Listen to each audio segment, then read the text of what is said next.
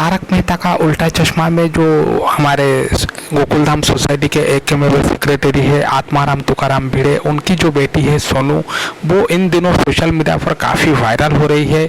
जो सोनू है दोस्तों, वो अभी तो शो में पलक है, लेकिन उनसे पहले जो थे वो थे निधि भानुशाली। और निधि भानुशाली दोस्तों तारक मेहता शो को छोड़ने के बावजूद आजकल काफ़ी वायरल हो रही है, काफ़ी चर्चित हो रही है, क्योंकि वो अभी दोस्तों छुट्टी पर है और काफ़ी सारे लोकेशंस वो जा रही है घूमने के लिए, एक्सप्लोर करने के लिए। और मैं आपको बता दूं, निधि भानुशाली जो कि पुरानी सोनू का रोल अदा कर रहे थे, उनको घूमना फिरना काफ़ी पसंद है।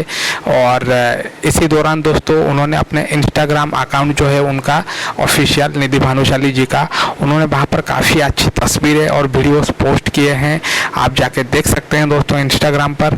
और हम सब ये चाहते हैं कि जो निधि भानुशाली है वो शो में वापस आ जाए। अगर आप भी पुराने सोनू को शो में वापस देखना चाहते हैं तो नीचे कमेंट करके ज़रूर बताइए। और ये भी बताइए कि नए सोनू और पुराने सोनू में से आपको कौन सबसे ज़्यादा पसंद है। धन्यवाद।